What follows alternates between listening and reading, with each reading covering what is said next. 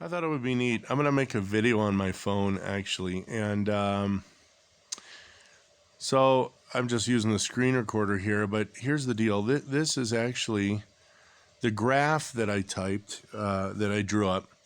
Essentially, the Social Security Administration, if you retire at age 62, they're going to pay you, using their example. It doesn't really matter which example because it's a percentage. Let's go back a little bit. If you retire at age 67, you can see that on the left side. Those are years. And on the bottom, those are graphs of essentially the 15 at the end, there's 150,000. So I have this graphed out.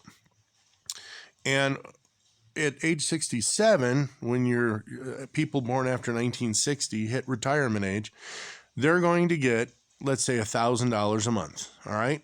Now I ran that out. And again, it doesn't matter what amount I use because we're dealing with percentages and they still come together at the same place.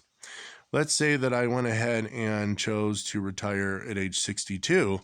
Well, they're going to take 30% from you. Okay. So instead of earning $12,000 a year, you're going to earn $8,400 a year. But it doesn't matter. Run the numbers. Okay, line 1, that graph is y equals 5/6 x plus 5. And line 2, the retirement line for 62 years old, is 25/21 x. All I do is set those equal, and when I do, something very curious happens. The 67 line and the 62 line, lines 1 and 2, converge 16 years, 8 months later at exactly $140,000 total payments. Kind of interesting because when you draw that line over, I did write with a little cross there, 16 years, 6 months, 14 days. That's when, if you're 62, your life expectancy, I think, is 78 point change. So the government knows, because they deal with millions upon millions of people, and statistics always work out when you have populations that large, that pretty much the average, based on life expectancy, they're going to pay out $140,000 per person using that value of $1,000 a month. If you make more, it's going to be more. Like I said, this percentages, so it really doesn't matter what value you want to stick in there. So the idea is that whether you retire at 62 or 67, the fun part is if you retire at 62, you actually put up with 5 years less nonsense, less stress. You don't have to get up and stare at taillights in the morning, and you don't have to go home staring at headlights at night, okay? And you don't have a boss telling you what to do all day.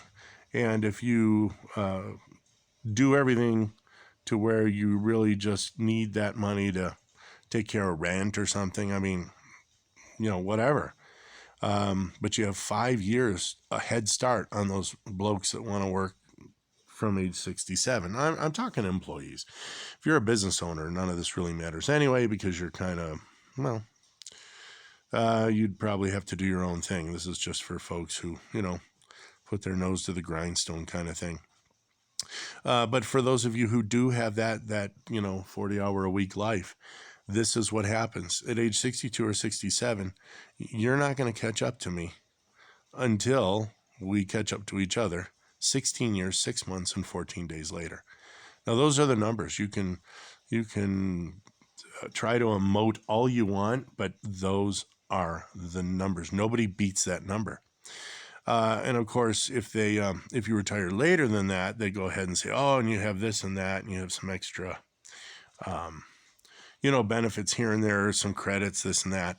Okay, that's hunky dory, but you're still gonna go out there to your statistical age of demise. If I actually ran those numbers, I'm sure I would find that. Because you're starting later. Okay. You're earning more. Your slope is actually going to go a little farther down. You'll notice that the 62 slope is pretty steep. 67 is becoming more horizontal.